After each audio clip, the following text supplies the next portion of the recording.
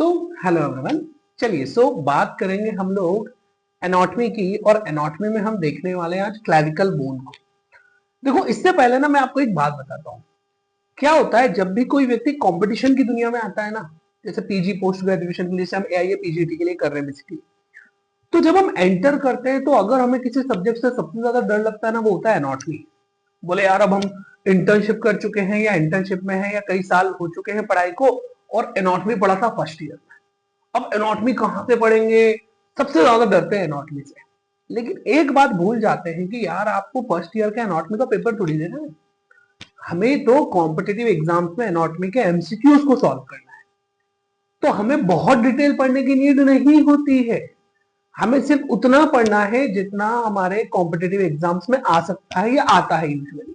हाँ, लेकिन ये भी एक टास्क होता है कि क्या पढ़ना है क्या आता है, वो मैं बताऊंगा, खैर है ना। तो डरना नहीं है, क्योंकि हमें पूरा डिटेल नहीं पढ़ना है, लिखना नहीं है हमें, वहां पर सिर्फ एमसीक्यू पूछेंगे, हमें आंसर टिक करके आगे बढ़ना है। ठीक है, पहली चीज तो ये ध्यान रखेंगे हम। तो कितना पढ़ना है उसकी हम बात करते हैं अभी। चलिए, तो शुरुआत करेंगे हम लोग क्लैविकल से। देखो यार, क्लैविकल की खासियत हम जानते हैं बहुत अच्छे से, है ना। आई थिंक आप सब लोग भी जानते होंगे कि क्लैविकल जो है बोन बेसिकली लॉन्ग बोन है। सब जानते हैं clavicle is a long bone, बहुत ही बेसिक है। अब लॉन्ग बोन कहते हैं हम इसको, लेकिन एकमात्र ऐसी बोन जो हॉरिजॉन्टली लाई करती है, ये भी आप सबको पता होना चाहिए, और आई थिंक पता भी होगा। ठीक है, देखो, लॉन्ग बोन होने के बावजूद ये हॉरिजॉन्टली लाई करती है। क्योंकि जैसे अगर हम दूसरे अदर लॉन्ग बोन्स की बात करें, फीमर हो गया हमारा, ठीक है, हमारा ह्यूमरस हो गया, फीमर, ह्यूमरस, रेडियस, अल्लाह की बात करें, ये सब लॉन्ग बोन्स हैं, लेकिन ये हॉरिजॉन्टली लाई नहीं करती।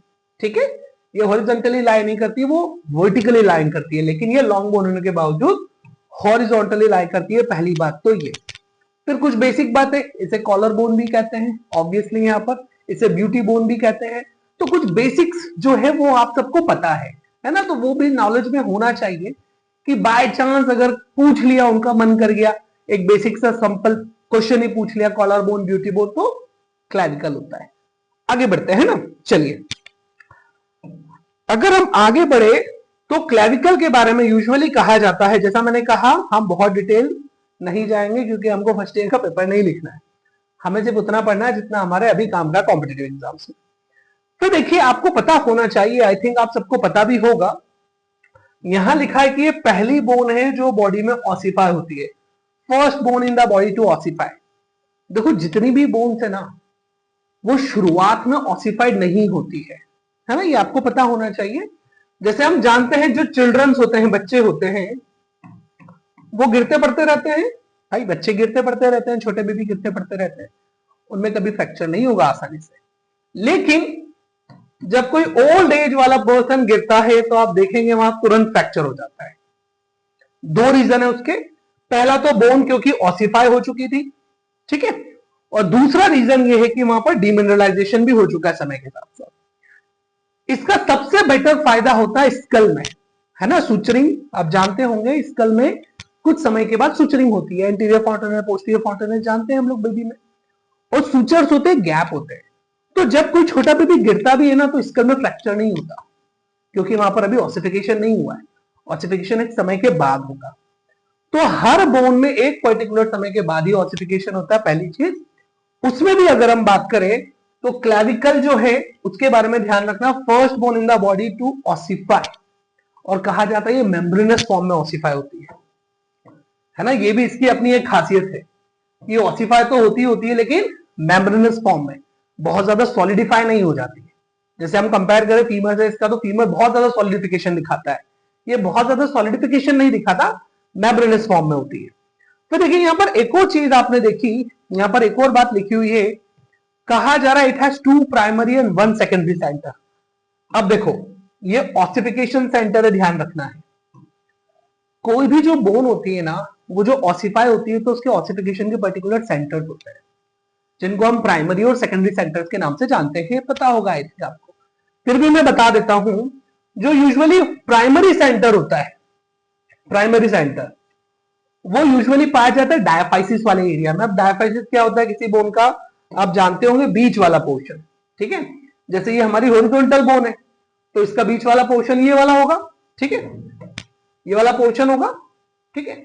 तो डायाफाइसिस वाले एरिया में जितने भी ऑसिफिकेशन सेंटर पाए जाते हैं उनको हम प्राइमरी ऑसिफिकेशन सेंटर कहते हैं, जबकि जो सेकेंडरी ऑसिफिकेशन सेंटर होते हैं वो यूजुअली हमेशा होता है टर्मिनल एंड।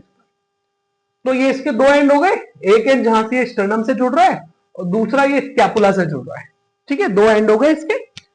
तो इन दो एंड पर, टर्मिनल एंड पर सेकेंडरी सेंटर होंगे। तो वो कह रहा है कि ऑसिफिकेशन के लिए जो हमको ध्यान रखना है वो ये बात है कि इसके दो प्राइमरी और एक सेकेंडरी सेंटर होता है, जिसकी बदौलत ये ऑसिफाई होता है।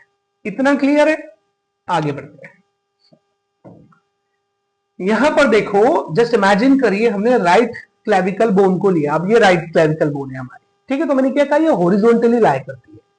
तो अगर ये हॉरिजॉन्टली लाई कर रही है तो इसका सुपीरियर सरफेस क्या हो जाएगा, ऊपर, जिसको हम एंटीरियर सरफेस भी कह सकते हैं, और पोस्टीरियर सरफेस, इंफीरियर सरफेस भी हो जाएगा नीचे की तरफ, क्योंकि वो हॉरिजॉन्टली लाई कर रही है। ऐसे नहीं है, ऐसे है, ठीक है। अब देखो यहां पर कुछ बातें जो हमको देखना होगी, वो क्या है। सबसे पहले राइट क्लेविकल बोन में हम 3 पॉइंट्स पर बात करेंगे। एक, हम इसके मसल इंसर्शन को देखेंगे कि कौन कौन सी मसल्स यहाँ इंसर्ट हो रही है, मसल का ओरिजिनेशन और लिगामेंट कौन कौन से अटैच है। कॉम्पिटिटिव एग्जाम्स में यूजुअली बहुत ज्यादा फोकस नहीं किया जाता है कि बताइए ये फलाना मसल कहां से ओरिजिनेट हुई है या ये फलाना मसल कहां इंसर्ट होती है, ऐसे क्वेश्चन नहीं पूछते हैं। मेन पॉइंट्स की बात करते हैं हम तो, लेकिन फिर भी क्योंकि हम देख रहे हैं तो हम बेसिकली थोड़ा थोड़ा जरूर देख लेंगे मोटे मोटे तौर पर। आइए बात करते हैं। तो यहां पर देखिए सबसे पहले सुपीरियर सरफेस। तो अब आप समझ क्या होंगे, सुपीरियर सरफेस अगर ये हॉरिजॉन्टली लाई कर रही है तो ये इसका सुपीरियर सरफेस है, लेकिन क्योंकि हमें देखना है तो ये आपको ऐसे करके दिखाई जा रही है, ठीक है। तो देखो जब हम सुपीरियर सरफेस की बात करेंगे तो यहां पर ये ऊपर वाला portion anterior point of view, anterior भी कहलाएगा, तो इसको हमने एंटीरियर कह दिया और इसको हमने पोस्टीरियर पॉइंट कह दिया। अब जरा ध्यान से समझना, जब हम इंसर्शन की बात करेंगे तो कलर कोड तो आपको समझ में आ ही गया है। इंसर्शन के लिए ये वाला हम कलर कोड देखेंगे। तो जब हम देखते हैं तो हमें समझ में आता है मेनली दो मसल इंसर्ट हो रही है। देखो ध्यान से, पहली तो यहां पर आपको दिख ही रही है ट्रेपेजियस, पहले दिख रही है आपको यहाँ पर ट्रेपेजियस। देखो ये जो ट्रेपेजियस मसल है इसका सबसे पहले इंसर्शन हो रहा है। अब ट्रेपेजियस बेसिकली कहां से निकलता है, ध्यान होगा आपको, ऑक्सीपिटल एंड से भी इसका कुछ हिस्सा आ रहा है, कुछ वर्टिब्रा से भी आता है होता हुआ, ठीक है। तो वहां से जो ट्रेपेजियस निकल रही है, मतलब ओरिजिनेट हो रही है, वो अल्टीमेटली उसका एक इंसर्शन पॉइंट इस एंड पर भी है। ये लैटरल एंड है, ओके। ये हम इसको मीडियल एंड कहेंगे, इसका लैटरल एंड कहेंगे। Lateral and is outer and, medial and is inner and, ठीक है। तो यहां पर ट्रेपेजियस है। साथ में देखो जरा आप, अगर हम देखें तो इंफीरियर सरफेस पर जब हम निचले हिस्से से देखेंगे तो आपको समझ में आएगा यहां पर सबक्लेवियस मसल भी इंसर्ट हो रही है। देखो ध्यान से, ये आ गया सबक्लेवियस, क्लियर। तो दो मसल्स का इंसर्शन है मेनली, एक ट्रेपेजियस और दूसरा सबक्लेवियस। सबक्लेवियस कहां से आती है, ये फर्स्ट रिब के आउटर बॉर्डर से टच होकर आती है, बेसिकली कुछ ब्रेस्ट टिश्यूज के हिस्से से भी कवर करके आती है, बट मैंने जैसा कहा उतना डिटेल नहीं पढ़ना है ना, क्योंकि फर्स्ट ईयर का पेपर नहीं लिखना है हमें। चलिए फिर आगे बढ़ते हैं। जब हम आगे बढ़ेंगे तो दूसरी पॉइंट जिस पर हमको फोकस करना है वो है यहाँ पर मसल्स कौन कौन सी ओरिजिनेट हो रही है, कौन कौन सी मसल्स का यहाँ पर ओरिजिनेशन है। अगर हम ओरिजिनेशन की बात करें तो हम इस कलर से देखो उसको करेंगे इंडिकेशन के लिए, हमारा ये वाला कलर है, ओके, ये वाला कलर है। चलो तो सबसे पहले आप देख सकते हैं यहाँ डेल्टॉइड, क्योंकि दिख रहा है तो पहले मैं डेल्टॉइड से शुरू करता हूं। देखो जरा ध्यान से, एक है ये डेल्टॉइड मसल, ठीक है। अब डेल्टॉइड मसल यहां से ओरिजिनेट हो रही है, ध्यान रखना है आपको। डेल्टॉइड मसल यहां से ओरिजिनेट हो रही है, ह्यूमरस में जाएगी आगे चल के, ठीक है, डेल्टॉइड मसल। फिर उसके अलावा यहां पर आप देखेंगे यहां पर स्टर्नोक्लीडोमास्टॉइड मसल भी लिखा हुआ है, देखो ध्यान से, स्टर्नोक्लीडोमास्टॉइड। और मसल्स को यार रटना नहीं है, वो जो बेस्ट तरीका होता है ना, मसल्स का जो नाम है उसको तोड़ो, आप उसको ब्रेक करोगे ना, आपको आसानी से याद आने लगेगा। क्या लिखा है इसमें, स्टर्नो, तो मतलब स्टर्नम का अटैचमेंट है ऑब्वियसली, इस पॉइंट पर स्टर्नम मिलता है। क्लीडो, अब ये जो क्लीडो, स्टर्नो क्लीडो मैस्टॉइड पूरा है, तो देखो एक तो मैस्टॉइड, ये वाला पोर्शन भी यहां पर आने वाला है। साथ में क्लीडो टर्म जब यूज किया जाता है तो वो दर्शाता है दरअसल क्लैविकल के लिए। तो स्टर्नोक्लीडोमास्टॉइड मसल, ये ध्यान रखना है आपको, स्टर्नोक्लीडोमास्टॉइड मसल कहीं ना कहीं आप देखोगे एक अच्छा खासा मसल पैच होता है ना। जब हम नेक के ट्राइंगल्स की बात करते हैं ना, तब भी स्टर्नोक्लीडोमास्टॉइड मसल आता है इसमें। तो स्टर्नोक्लीडोमास्टॉइड यहां से है, डेल्टोइड मसल यहां से, आप देखोगे पेक्टोरलिस मेजर भी है, देखो ध्यान से यहां पर पेक्टोरलिस मेजर मसल, देखो ये दोनों जगह से इंसर्शन आपको दिखा रहा है, सुपीरियर सरफेस इंफीरियर सरफेस दोनों जगह से पेक्टोरलिस मेजर का हिस्सा निकल रहा है। तो deltoid, sternocleidomastoid muscle, pectoralis major muscle, और देखें क्या छूटा, ये है देखो स्टर्नोहायोइड मसल, स्टर्नोहायोइड मसल, समझ गए हो आप। स्टर्नम से, क्योंकि इस साइड पर स्टर्नम है, स्टर्नम को किससे जुड़ेगा, हायोइड बोन से जुड़ेगा यहां ऊपर की तरफ, तो स्टर्नोहायोइड मसल। तो 4 मसल्स ओरिजिनेट हो रही है, ध्यान रखेंगे आप, ठीक है। Deltoid muscle, sternocleidomastoid muscle, pectoralis major muscle, और अल्टीमेटली यहां पर स्टर्नोहायोइड मसल, समझे कि नहीं।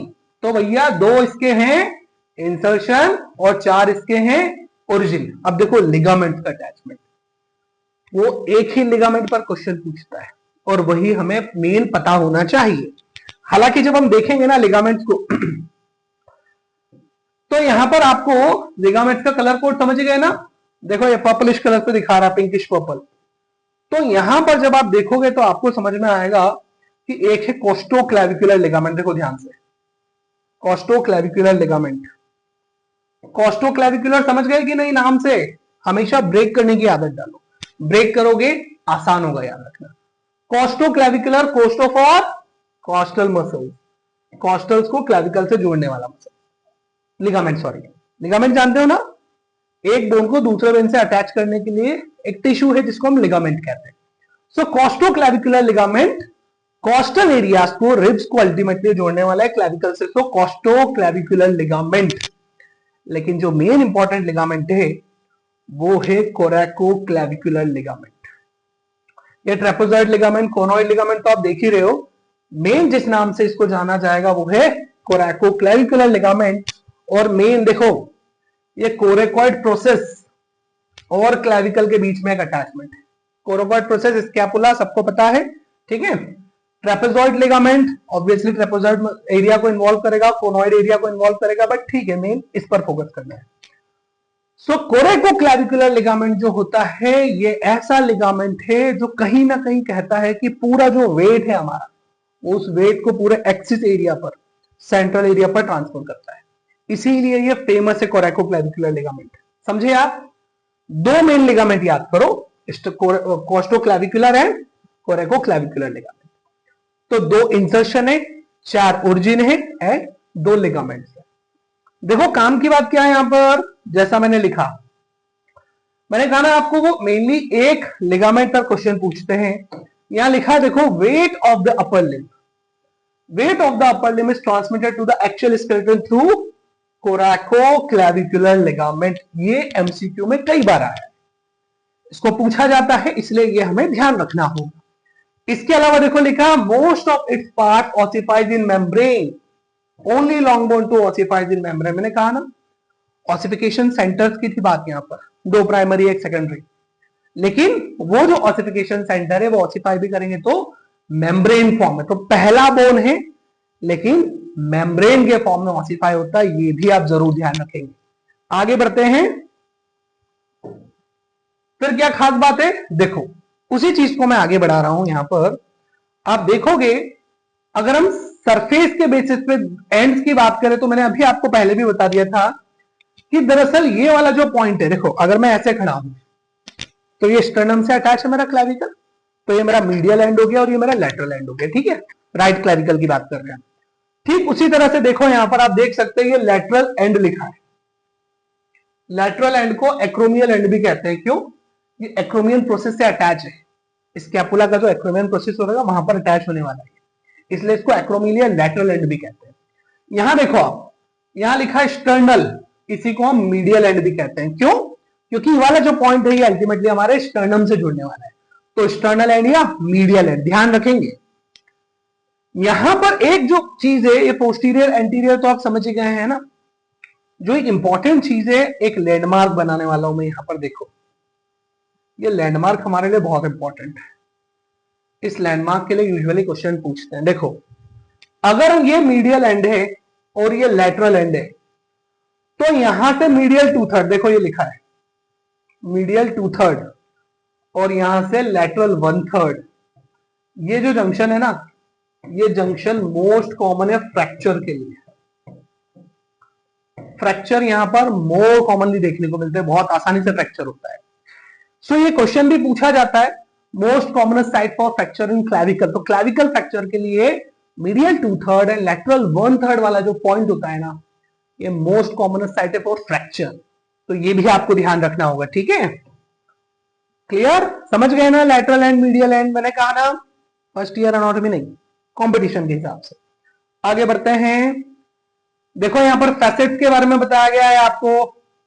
अगर हम इंफीरियर सरफेस, नीचे वाले सरफेस पर देखें, नोटिस करें, तो एक एक्रोमियल फैसेट है जहां जिसकी मदद से वो एक्रोमियल एंड से जुड़ने वाला है। और यहां पर आप देख सकते हैं एक पॉइंट है जो कि स्टर्नल फैसेट के रूप में कहलाएगा, क्योंकि उसे स्टर्नम से जुड़ना है अल्टीमेटली। फिर यहां पर आप देखेंगे एक ट्यूबरोसिटी होती है जिसको कोस्टल ट्यूबरोसिटी कहते हैं। क्यों? इंप्रेशन होने वाले हैं यहां पर। किसके इंप्रेशन होने वाले? रिब के इंप्रेशन, तो कोस्टल ट्यूबरोसिटी। इसी तरह से यहाँ एक लाइन है जिसको ट्रेपेजॉइड लाइन कहा गया और यहाँ पर कोनॉइड ट्यूबरकल है। यहाँ पर सबक्लेवियन ग्रूव है, लेकिन देखो ये पूछते नहीं है कॉम्पिटिटिव एग्जाम्स, इसलिए मैं यहाँ पर बहुत ज्यादा फोकस नहीं कर रहा हूँ इन चीजों पर। सिर्फ आपको एक आइडिया होना चाहिए टर्मिनोलॉजी का कि हाँ यार ये हमने पढ़ा था फर्स्ट ईयर एनाटॉमी में, ठीक है। देखो काम की बात वही है जो मैंने अभी आपको बताई थी। वो आपसे क्वेश्चन पूछेगा फ्रैक्चर की साइड का कि भैया फ्रैक्चर के लिए कॉमनेस्ट साइट क्या होता है। तो यही आपको ध्यान रखना है, the commonest site of fracture of clavicle is junction of medial 2/3 and lateral 1/3। Medial 2/3 and lateral 1/3 जो मैंने अभी आपको बताया था, ठीक है। जब हमने पोस्टीरियर एंड और एंटीरियर एंड को अच्छे से देखा सुपीरियर सरफेस के पॉइंट ऑफ व्यू से, तो ये वाला जो पॉइंट है यहां पर, इस पॉइंट को आप ध्यान रखेंगे, ठीक है। अब मुझे बताओ कितना पढ़ा हमने क्लैविकल के बारे में? सिर्फ थोड़ा, बिल्कुल जरा सा, और इतने में से क्लैविकल का एमसीक्यू बन जाता है। समझे कि नहीं? मैंने क्या कहा, हमको फुल डीप एनाटॉमी नहीं पढ़ना है, जरूरत ही नहीं है, सिर्फ उतना पढ़ना है जितने से हमारा काम बनेगा कॉम्पिटिटिव एग्जाम्स। क्लियर? इतना ध्यान रहेगा ना क्लैविकल के लिए। चलो इतना ध्यान रख लो आप, फिर मिलते हैं नेक्स्ट लेक्चर में।